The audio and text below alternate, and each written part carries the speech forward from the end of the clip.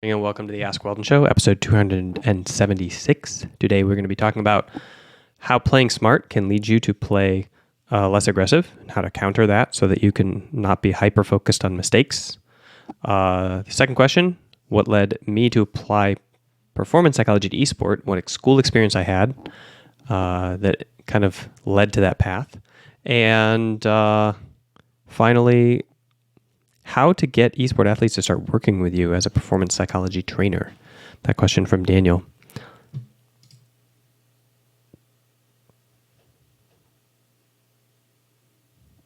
No big announcements as we go into the show here. This is the third day of the show live at 10 a.m. on Twitch. Remember to tune in if you're checking this out on YouTube. Twitch.tv/MindGamesWeldon. 10 a.m. Los Angeles time. Look up where that is in your time zone. If you're in Europe, that's going to be more in the evening. Hopefully it's more suited for you. And please come and enjoy the live show. Essentially, I record it here, and then afterwards and beforehand, I can chat with the audience about questions related to performance psychology, specifically in League of Legends, a little bit in StarCraft 2, and now in World of Warcraft, if you're into competitive World of Warcraft. Otherwise, I'll handle some more announcements after this first question. Let's jump into it. This is from Ulysses, or Ulysses. Not sure how. He kind of misspelled it, maybe on purpose. Hey, Weldon. I'm an aspiring Call of Duty pro. Before I get into my question, I just want to say thanks for creating the Mindfulness Acceptance Commitment Program. I feel like it's helped me learn to lean into pressure and become the type of leader that my teammates can rely on. My question revolves around the idea of playing smart versus playing scared. In an attempt to get better, my team and I go over VODs after scrims and try to fix our mistakes. But in the following scrims, it feels like we are so focused on not making mistakes that we don't make any aggressive plays at all. So how do we find a balance between fixing our mistakes and also not being afraid to make more mistakes? Thanks. All right. Thank you for the question. I need more questions, by the way. Such great questions as this one kind of provide the fuel and the oxygen for this show. So if you are sitting on a question, even if you think it's a bad one, don't worry. I just won't put it on the air. If it's a bad question, I'll just leave it off. You don't have to be the judge of that. Just call it in. You notice how amazing his voice sounded, right? It sounded kind of like a radio announcer or like Corpse Husband there. That's a little bit in part because the app that we use, it's anchor.fm. It's like a podcasting app. I don't actually use it for recording the show, but you can call in questions to my account there, anchor.fm/Weldon Green, and your questions will be populated right here. I can just play them in order to incorporate them into the show. So please, either go to the website on your phone or on your computer if you have a microphone headset, or download the app. You don't have to download the app, but whatever. And go to the web address here, anchor.fm/Weldon Green. You can add the message or you can just find the message button and then call in your question right now, because as it is, we're going to run out of questions by tomorrow's show. So I need you to step it up now that we have re-kicked off the daily show here. Okay, leading into Ulysses' question. Yeah, this is really important. It's a huge problem in error-based correction, essentially. Like when you go after the game and you focus on all of the errors you make, and then you go to the next game and you don't want to make those errors. The first step is to start to identify the things that you need to do more of rather than less of in order to win. So a lot of times when I coach League of Legends teams, especially when I coached League of Legends teams early on, I noticed that they were focused a lot on errors. They would essentially play the game, they would go into the review, and they would look through and they would look at all the mistakes that they made. I think that's a very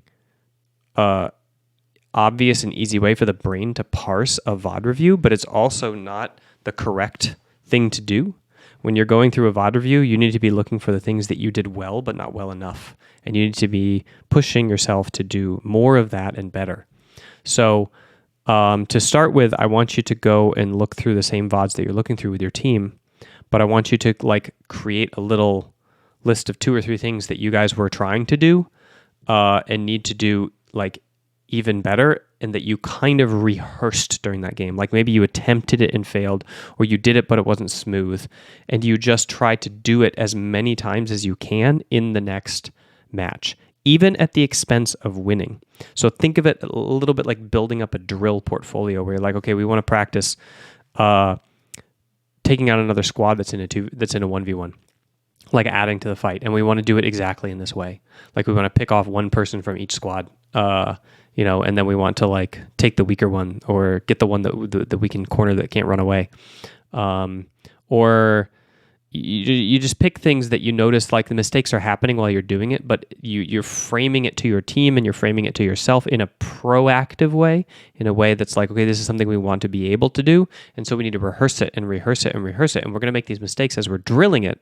So we should put ourselves in a position where we can do this action over and over and over again in the game, and we should aggressively go there, and then we should take advantage of those rehearsal moments to like do it. Have somebody on the team say, okay, we're starting now. Like this is the thing. Okay, guys, let's practice this thing.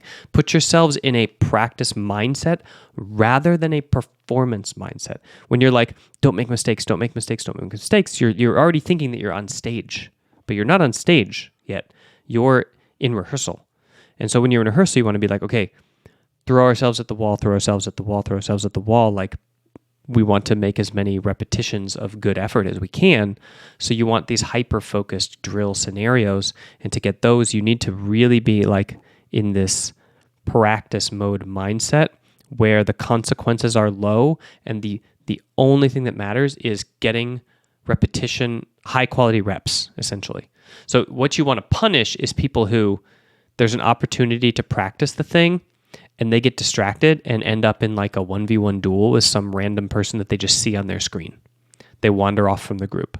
And you're like, you won't just like ended up in this 1v1 duel, completely not at all what we need to practice. Like you can go do that in solo queue. We were over here and we had all the conditions necessary to rehearse this thing that we currently suck at or like only mediocre at, want to get better at, and you threw away that opportunity to train. You threw away that opportunity to practice to like by getting distracted with this like whatever you just pretty peony that you saw on the screen. That is the problem when you're training in a squad. Those are the mistakes you want to confront is people who are derailing your practice by not towing the line in getting your team high quality reps. And then when the rep starts, you want some sort of video, verbal or audio signal from the leader saying like, all right, this is the time to buckle down, focus up, get in the zone, try everything you can to make this play work to the best of your ability. Like we want to supersede our ability here. So you need to play as well as you can plus more. And you need to already assume before you go into the rep that you're going to mess it up. That you're not going to be able to pull it off. And so you guys are kind of free to make errors and mistakes if you're in the rep, but you have to be like pushing yourself beyond your limits kind of mindset. So anything you can do as a leader to inculcate that atmosphere in your team will lead to the kind of training that you want to have and prevent this like mistake-focused training where you're looking at videos of your mistakes and then trying to go into the next game and just not make them over and over again, which is a horrible way to train. I agree with you. It feels really miserable and it's not very healthy.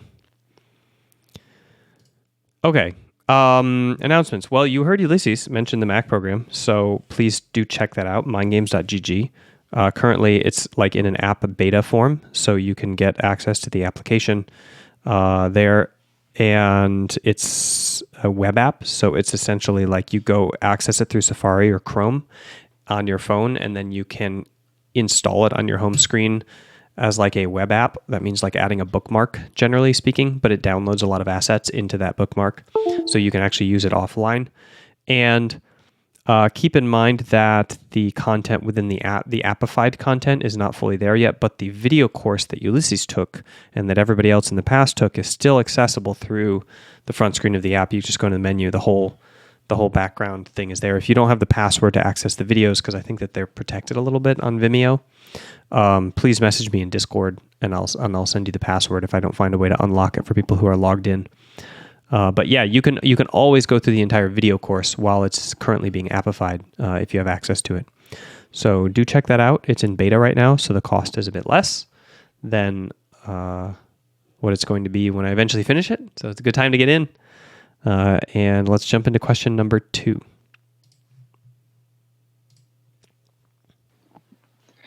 Hi, Weldon. I just found out about some of your videos today. I'm currently a sports, exercise, and performance psychology graduate student. I am curious about your process to get to where you were, and what schooling and education and stuff like that came with it, and what experiences you went through to get to where you are now. I love the fact that you look at esports. It's not a common thing in my graduate program. A lot of people look at performance and exercise and, the quote unquote normal sports. So, yeah, I would like to hear about your process and how that went. Thanks. So I have answered this question in multiple forms over the years. I'm trying to think of how to put an original spin on it. And I was listening to your question. I think that the school focus is probably the way. So I'm sure that you're going to find this information elsewhere. You probably already have, since it's a very common question. But in answer to what you asked, I'm going to talk a little bit about the school experience that I had, because you mentioned it twice, both your school experience and kind of inquiring as to what mine was. My school experience had nothing to do with esport as well. As you know, my program is very, every sports psychology program, exercise psychology program is very either health focused or sports focused or both. Mine happened to be very health focused, a little bit sport focused because we had the Olympic Performance Institute like in our school at our university. So I did my practical research there, or my practical training there. My master's research was in health, was in life transitions of women who are having their first child and how to intervene on their physical activity levels and try to keep them like back up to par to what they were previous to having the baby. We were looking at like a year out from birth, postpartum. So my interest in esport came specifically just the fact that I was interested in esport. I played video games, and I think I discovered esport in 2012 when I was unable to play video games for a while and ended up watching them. And I discovered that you could watch people play video games. So at that point, it was really obvious that there was no coaching or performance psychology at all in esport. And since I'm a sports coach by nature, I mean, that's why I went to get my performance psychology degree, was literally because I was a coach and I wanted to be a better coach. So I saw a bunch of people without a coach and I was like, okay, I want to coach them. So I started making videos to coach them. And at first I did a lot of what my program prepared me for, which was psychological skills training, PST. You might be familiar with that acronym if you've gone through any program. If you are not familiar with that acronym, it's because you're completely embedded in that worldview. It's because you only know psychological skills training as a paradigm, and it's the only kind of thing that you learned or have heard of. But once you step out of that paradigm and you're like, okay, psychological skills training is this kind of like paradigm or belief that you have all these like little micro units of psychological skills like imagery or goal setting or focus or a self-talk or whatever, and that you discreetly train those and that they're hooked into motivators somehow. And then it kind of increases your performance. Well, I think that my program was kind of mired in that I would say like Skinnerian or like 80s wave mindset of sports psychology. And after I graduated, I was exposed to what is commonly called like third wave of performance psychology kind of mindset, which seeks to maybe like to problematize the psychological skills training obsession and to move into a more holistic, I would say like either training your focus outright or dealing with the emotional content of sports performance and high performance more. and you probably say mindfulness based. Probably say like mindfulness based. So that you would say instead of trying to be what is a good example of mindfulness based versus okay, so psychological skills training would say like let's do a bunch of reps so that you're not you don't have performance anxiety, and the third wave would say like okay, let's have performance anxiety but perform well anyway even if you have it. You can have anxiety and then you can just perform fine if you are focused on the performance and the execution of the skills. Rather, psychological skills training would say like, okay, let's train away the anxiety, and do you use self-talk to lower the anxiety so that the anxiety does not occur? And then you're good. You go on stage and you don't have it. And that works out until you go on stage and then you do have anxiety, and then what then, right? How to perform under pressure, not to remove the pressure through preparation.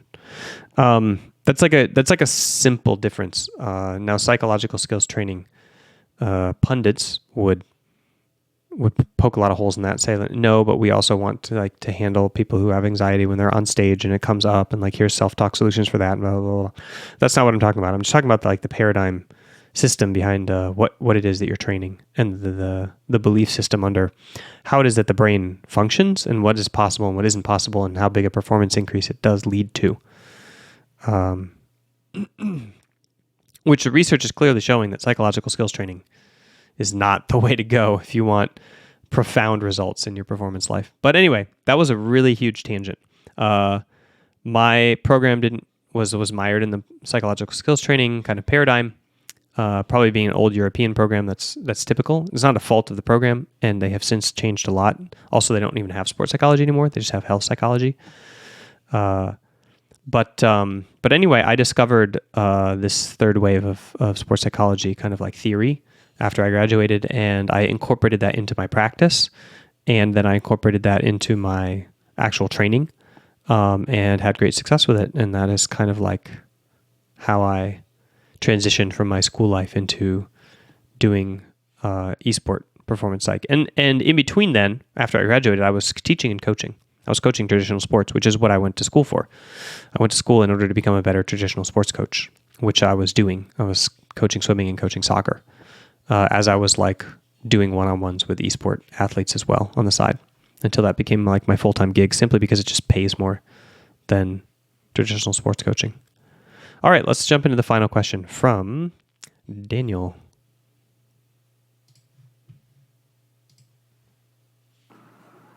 Hey Weldon, I just found your show. I have a psychology bachelor's degree. I want to study a sports psychology master's degree, and I have a crazy passion for esports. So my question to you is, how did you got esport athletes to work with you in the first place? Did you approach an esports organization, or did you found them yourself? Also, where did you study? Pretty much what steps to follow is if one wants to become esports psychologist. And yeah, that's pretty much it. Thank you.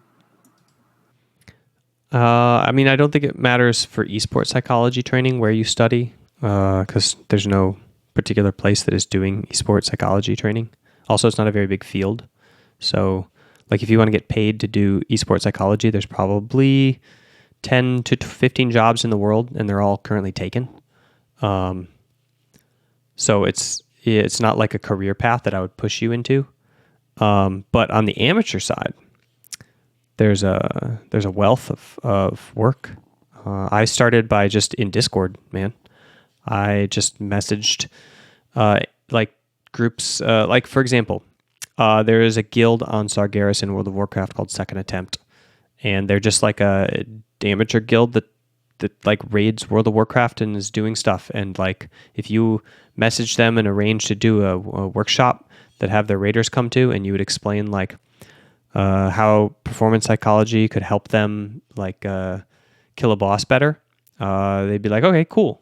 That's all I did. I did that. Trying to remember the name of one of the original clans that I did workshops for. I actually can't remember, but yeah, I had a bunch of like StarCraft 2 people in this one clan I gave a workshop to, and then there was another clan I gave a workshop to, and then there was an amateur team, and I did some one-on-one. I did a bunch of one-on-one calls, like with just regular ladder players, and then I contacted some challenger players, and I did one-on-one calls with them, did training with them. People will take anything free if it doesn't involve too much time or work on their part and is going to help them be better. And that was before any of these people knew what sports psychology was. Nowadays, this is a really common thing. Like Robert Yip and I have essentially popularized sports psychology in all of esport with the movement that we started in StarCraft 2, that he started in StarCraft 2 and that I spread to League of Legends, essentially. And now it's like a pretty common household thing. And so you can probably find any amateur person that you want to train and just train them for free. That's all there is to it, I think. And about the school angle, yeah, I don't think it really matters. Find a good program that's inexpensive. I'm opposed to spending money on graduate school, just in general, like philosophically. So I would find a good program that's inexpensive. And I would not pay for like graduate education that much, at least. Not so much that it will set you back in debt, because it's going to really impinge your freedom later when you're trying to establish your consultancy or your small business or your career. There's not a lot of jobs that just like, we're hiring a sports psychology trainer. Here's your 401k and your salary. Like, that's not a thing really in this field.